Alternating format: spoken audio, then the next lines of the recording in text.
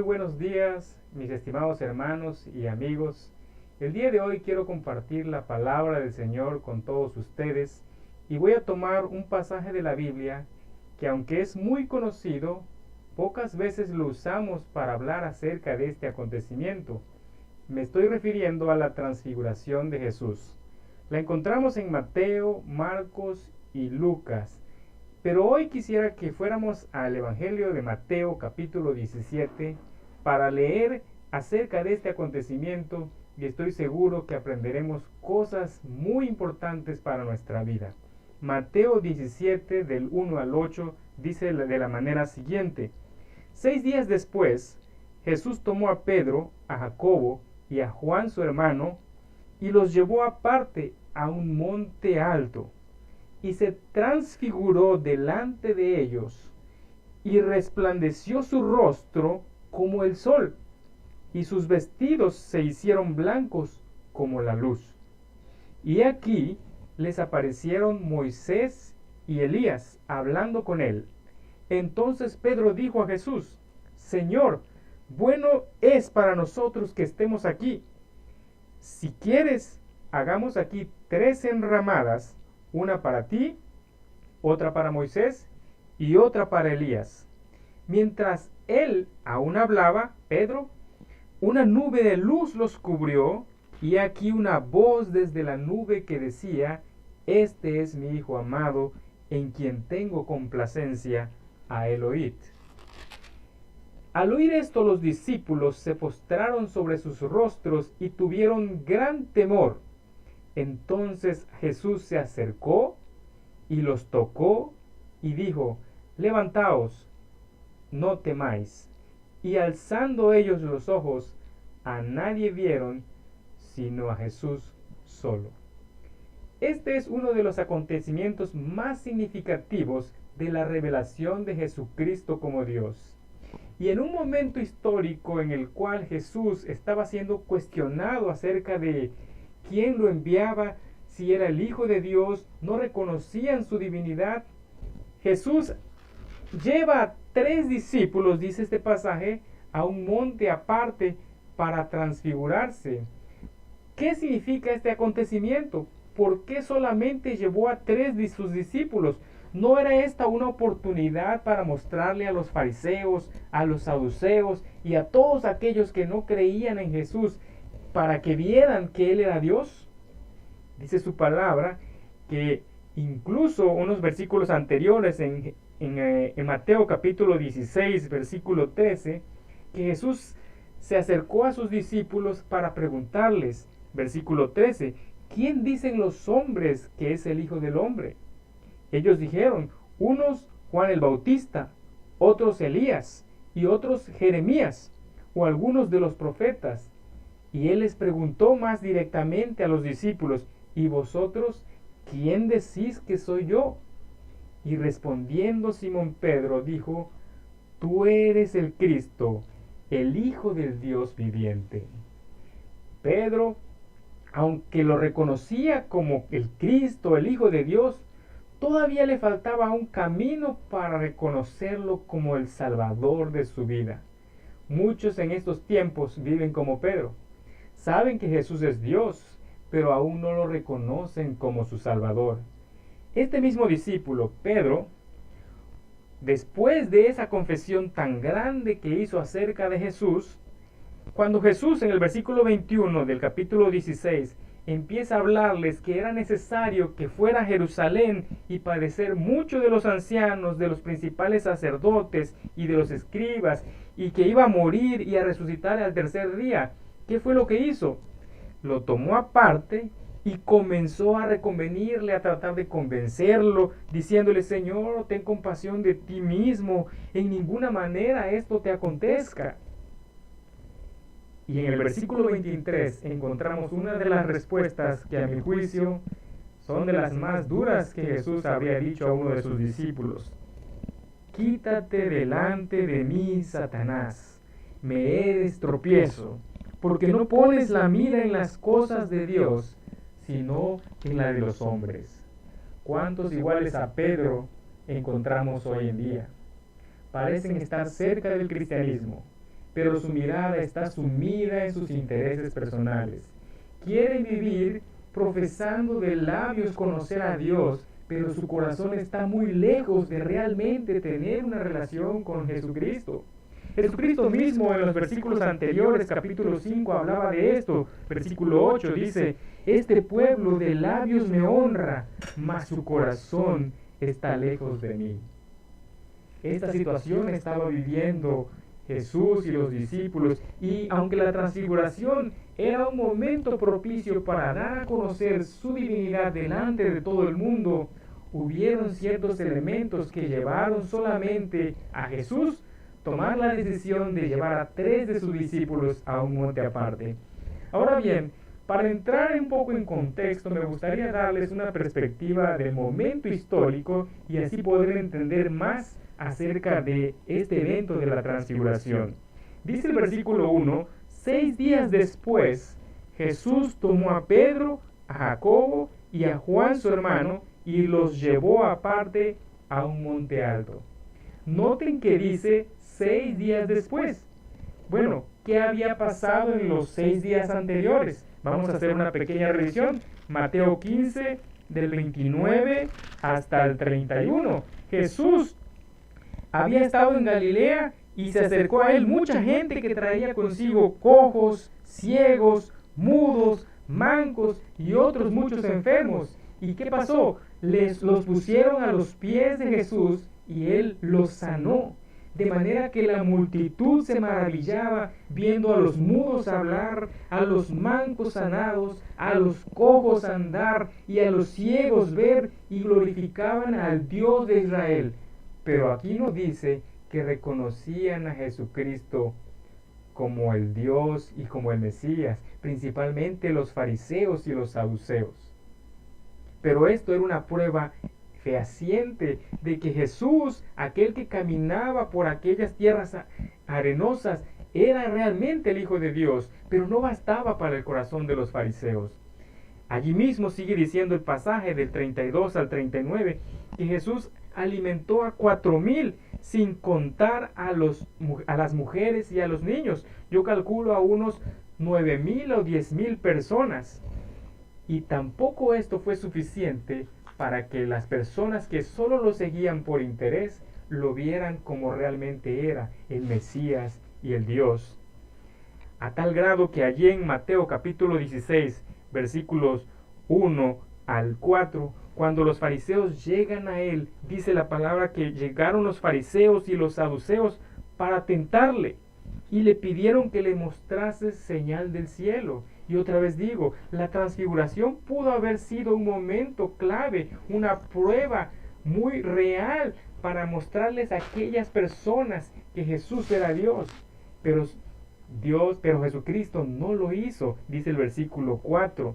La generación mala y adúltera demanda señal, pero señal no le será dada, sino la señal del profeta Jonás. Y en el versículo 24 les advierte, no solamente a ellos, sino también a sus discípulos: si alguno quiere venir en pos de mí, niéguese a sí mismo y tome su cruz y sígame. Y sigue hablando en ese pasaje, les estaba contando acerca de la venida de Jesucristo, el Hijo del Hombre. Dice el 27, porque el Hijo del Hombre vendrá en la gloria de su Padre con sus ángeles, y entonces pagará a cada uno conforme a sus obras. Todas aquellas personas que habían visto los milagros de Jesús, pero que resistían en su corazón en incredulidad, iban a ser juzgados. Pero noten el versículo 28 que dice algo importante: de cierto os digo que hay algunos de los que están aquí que no gustarán la muerte hasta que hayan visto al Hijo del Hombre viniendo en su reino. Ese versículo quizá para muchos tienda a ser algo confuso, pero en realidad no lo es. Si analizamos el contexto de la transfiguración, este versículo es claro, porque Jesús no se estaba refiriendo, como mucha gente piensa, a la segunda venida de Cristo. Evidentemente él habla en tiempo presente, dice, hay algunos de los que están aquí, estaba hablando de las personas, y dice más adelante, y está diciendo que no van a morir sin ver al Hijo del Hombre viniendo en su reino.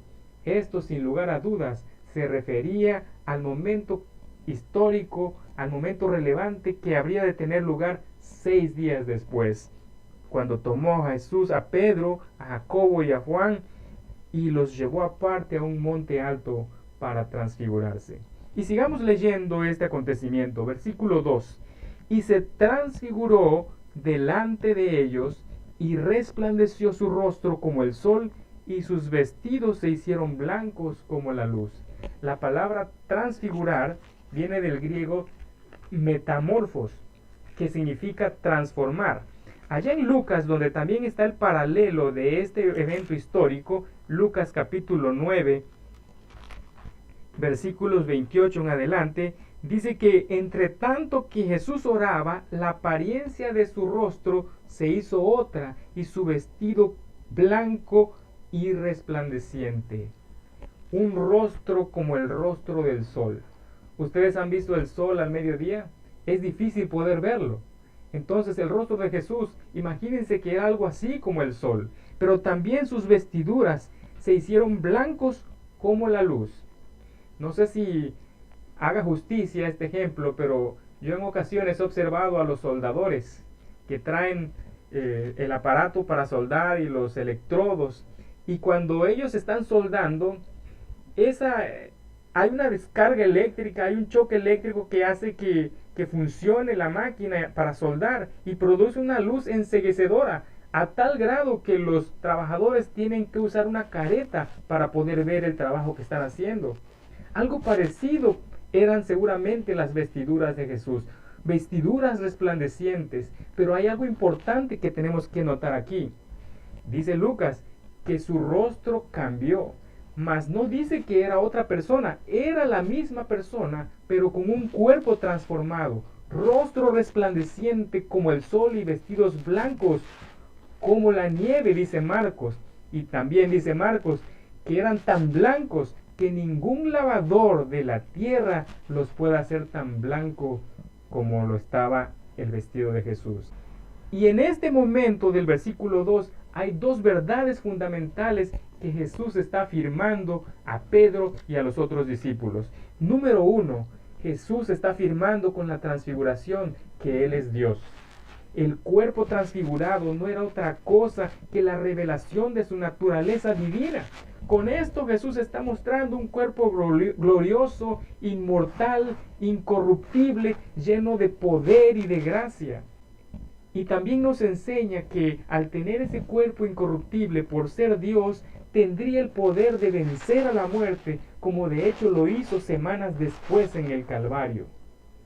Este gran acontecimiento estuvo en la mente y en el corazón del apóstol Pedro, que si leemos allá en su segunda epístola, vamos a encontrar este testimonio que él da, segunda de Pedro, capítulo 1, 16 en adelante. Porque no os hemos dado a conocer el poder y la venida de nuestro Señor Jesucristo siguiendo fábulas artificiosas. Lo que hoy predicamos, dice, no es porque lo aprendimos de una fábula, sino como habiendo visto con nuestros propios ojos su majestad. Pues cuando Él recibió de Dios Padre honra y gloria, le fue enviada desde la magnífica gloria una voz que decía: este es mi Hijo amado, en el cual tengo complacencia. Y nosotros, hablando de Pedro, de Juan y de Jacobo, oímos esta voz enviada del cielo cuando estábamos con Él en el Monte Santo. Así que, dice Pedro, tenemos también la palabra profética más segura, a la cual hacéis bien en estar atentos, como una antorcha que alumbra en lugar oscuro, hasta que el día esclarezca y el lucero de la mañana salga en vuestros corazones. Qué hermoso pasaje, qué hermoso testimonio de Pedro.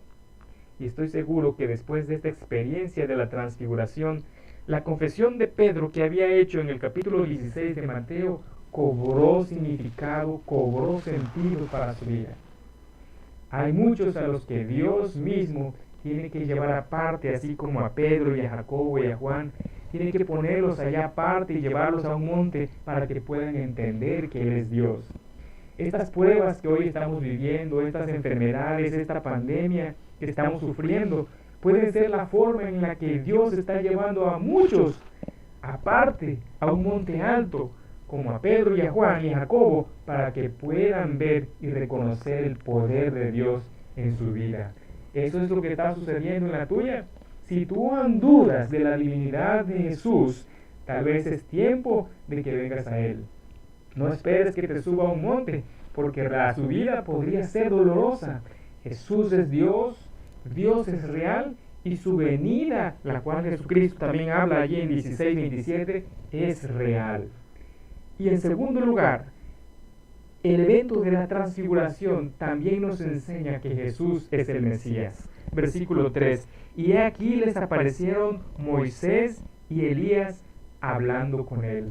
Seguramente ustedes notarán que este evento está cargado de simbolismos. Moisés podría representar la ley y Elías los profetas del Antiguo Testamento.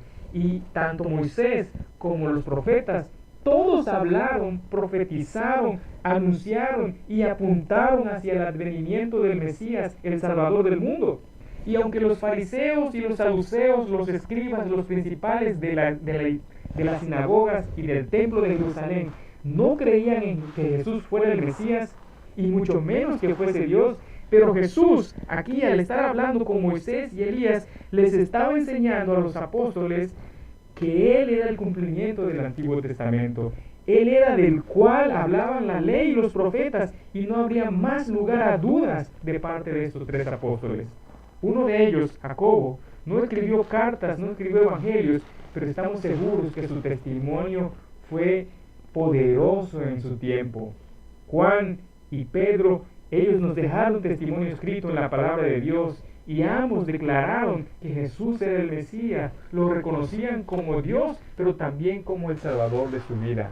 Y la pregunta aquí es, tú mi hermano, tú mi amigo que me escuchas en esta mañana, ¿has dado ese salto de fe como los apóstoles, no solamente para reconocer que Jesús es Dios, es el Hijo de Dios, sino que también puede ser el Salvador de tu vida, es el Mesías de tu vida? Muchos no creen que tengan que ser salvados y preguntan, bueno, yo me siento bien, yo me siento seguro, ¿de qué tengo que ser salvado? Mi amigo que me escuchas, tú puedes ser salvado de la muerte eterna. Tal vez nos toque padecer el COVID-19 y tengamos que dejar esta vida, no lo sabemos. Pero lo que sí es importante es que si nosotros morimos, después de ello estar seguros que vamos con el Señor. Si mueres sin Cristo, no hay salvación ni para tu alma ni para tu cuerpo.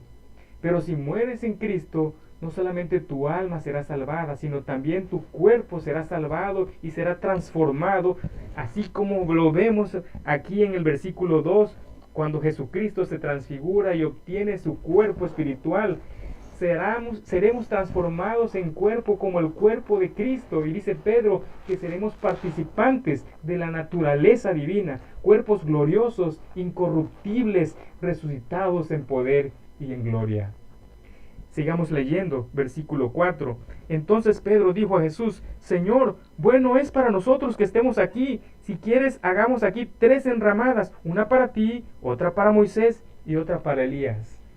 Esta parte realmente nos muestra a unos discípulos confundidos, llenos de miedo, a un Pedro que tal vez alucinaba y les propuso y propone a Jesús hacer 3 casas, 3 chozas, una para Jesús, otra para Moisés y otra para Elías, como diciendo, esta visión gloriosa que hoy estoy teniendo, yo quiero que continúe por mucho tiempo, así que les voy a hacer una casa para que se queden.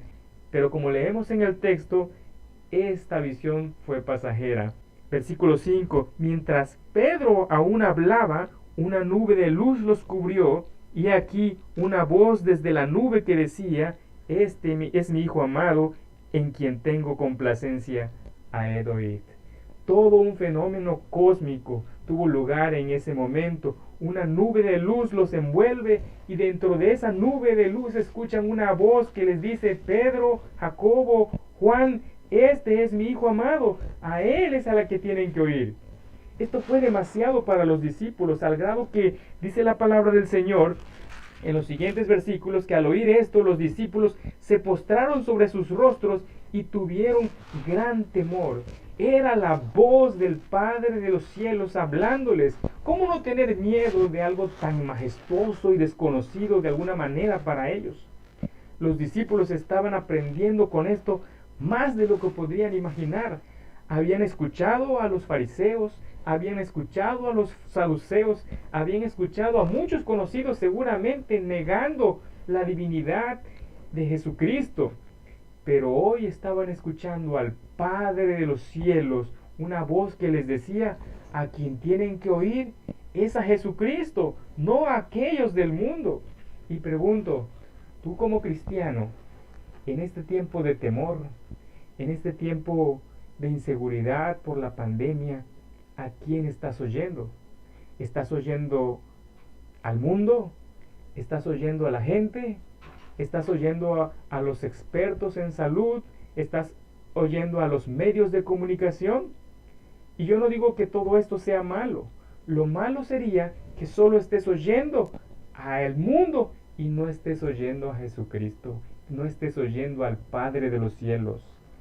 Porque si solo oyes al mundo, yo estoy seguro que lo que hoy estás comunicando, lo que hoy estás posteando, lo que hoy estás publicando por tus redes sociales, son aquellos hashtags que dicen quédate en casa, cuidémonos, lávate las manos, haz un cerco sanitario.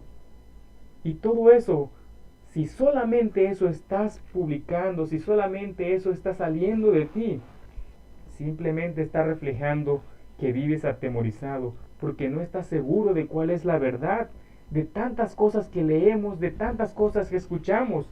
Ya no sabemos si fue un virus creado, que no hay cura, que es un plan del orden mundial para acabar con parte de la población, etcétera, etcétera. Si estás oyendo al mundo, eso te tiene bajo el temor y bajo el miedo. Pero si estás oyendo al Padre, entonces actuarás en función a ello y escucharás a Cristo, quien te va a infundir tres cosas. En este pasaje nos enseña confianza, seguridad y esperanza. ¿Cuántos no quisieran en este tiempo sentirse confiados, seguros y con esperanza? Mi estimado amigo, mi estimado hermano, solo Jesucristo te puede dar confianza, seguridad y esperanza. Y lo dice en el versículo 7.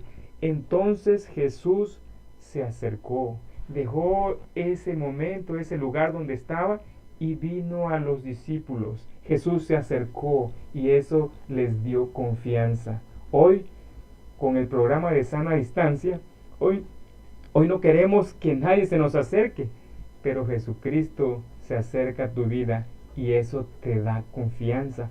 Que Jesús venga a nosotros, eso nos da también seguridad. Dice el pasaje que se acercó y los tocó. Nosotros ahora, para poder tocar algo, primero tenemos que lavarnos las manos con agua y jabón, y después de eso entonces sentimos la seguridad como para ir a tomar nuestros alimentos. No antes, y menos cuando estamos en la calle. Pero Jesucristo viene y te da seguridad y te toca con la confianza porque sabe que en Él hay esperanza. Dice el versículo también que se acercó a ellos, los tocó y les habló diciendo: levantaos, no tengan miedo, no tengan temor. Cuando Jesús nos habla, nos da esperanza, nos da confianza y nos da seguridad. Los médicos posiblemente no puedan darte esperanza porque no está en sus manos ni en las nuestras poder resolver este mal, pero Cristo sí puede darte esperanza. Así que, mi estimado hermano, puedes buscarle de corazón, así como aquellos discípulos en este evento tan importante para sus vidas. Versículo 8. Y alzando ellos los ojos, a nadie vieron sino a Jesús. Y alzando los discípulos los ojos, después de que Jesús les habló, se acercó y los tocó, a nadie vieron sino a Jesús. Y termino haciéndote esta pregunta: ¿a quién estás viendo en este tiempo? ¿A quién estás viendo hoy? ¿Estás viendo a Cristo o estás viendo al mundo?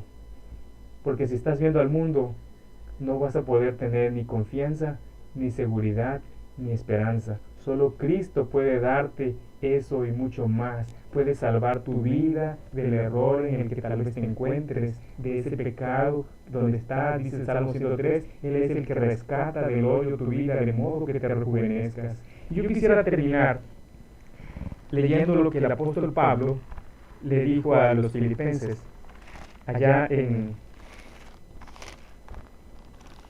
Filipenses capítulo 4, versículos 1 en adelante. Dice la palabra del Señor, Filipenses 4:1: Así que, hermanos míos, amados y deseados, gozo y corona mía, estad así firmes en el Señor, amados.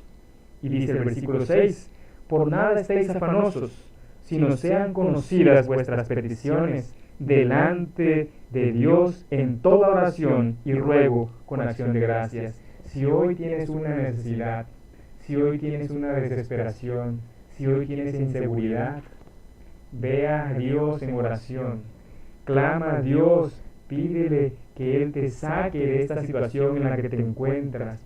Y dice el versículo 7: y la paz de Dios, que sobrepasa todo entendimiento, guardará vuestros corazones y vuestros pensamientos.